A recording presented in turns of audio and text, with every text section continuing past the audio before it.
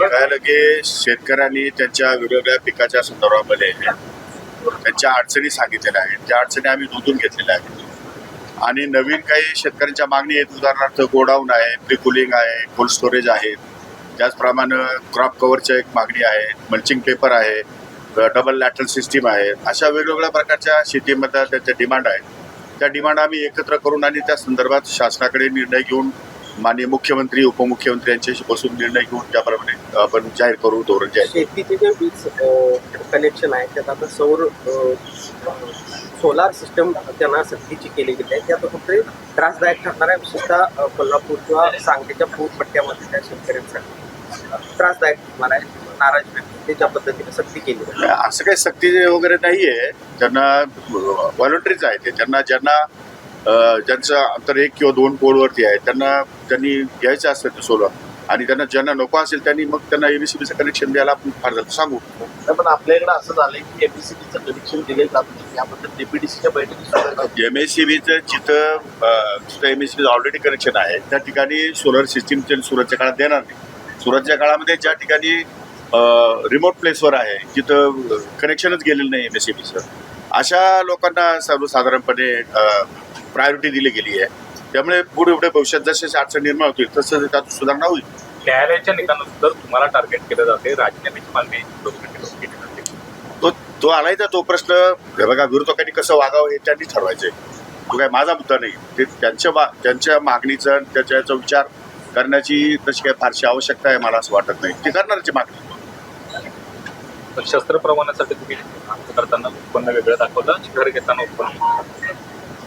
एक गोष्ट खरी आहे, मी घर घेताना 1989 साली ॲफिडेव्हिट केलेलं आहे. शस्त्र प्रमाण 1993-94 घेतलं. म्हणजे 5 वर्षाचा अंतर आहे आणि 2,000 रुपये उत्पन्न माझं वाढलं. जेव्हा महागाई निर्देशांकाचा विचार केला तर तेवढे 2-5-10,000 उत्पन्न हे वाढीव तुम्हाला ग्राह्य धरता आलं पाहिजे.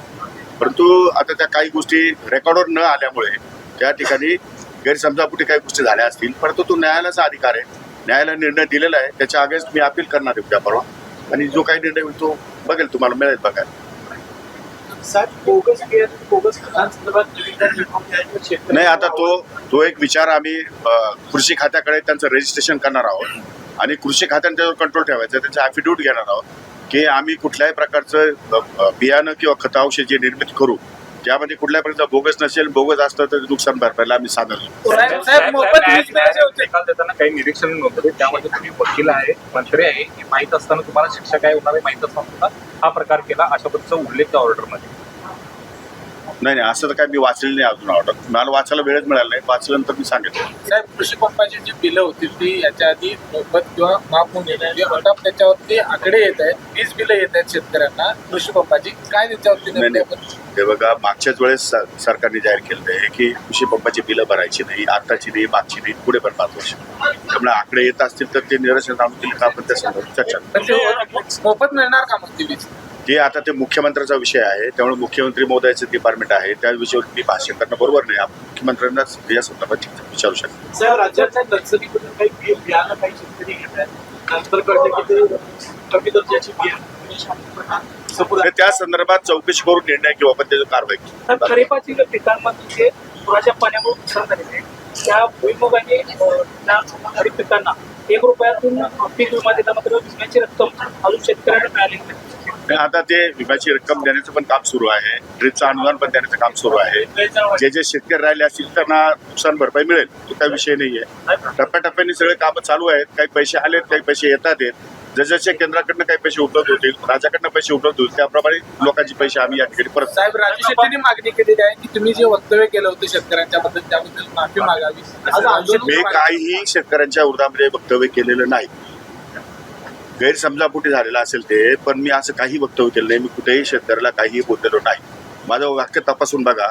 तोडमोड तुम्हीच करतात. मी तर तोडमोड केली मी काय नाही. माझं स्पष्ट आणि स्पष्ट होत. माझ्या बोलण्याचा अर्थ तुम्ही लावतात. तुम्ही मला काउंटर ओपिनियन जर तुम्ही मला विचारलं असतं तुमचं काय मत याविषयी तर मी सांगितलं असतं. काय मत होतं माझं? हे बघा, काय मत होतं? माझं मत हेच होतं की शेतकरी हा राजाच आहे या देशात. शेतकऱ्याविषयी अपशब्द मी बोलूच शकत नाही आणि अपशब्द बोलणार पण नाही आणि बोललो पण नाही. त्यामुळे त्याविषयी ठीक आहे, काही लोकांची गैरसमज झाली असेल, काही लोकांना राजकारण त्याचा फायदा घ्यायचा असेल, तो त्यांचा प्रश्न आहे. आज तुमच्या विरोधात कॉर्पोरेशन आंदोलन केलं नाही तर राज्यभर आंदोलन करून नाही माफी मागितली जाता इशारा तो परत त्यांचा प्रश्न काय असावा, त्यांनी काय करावं हे मी कसं सांगू.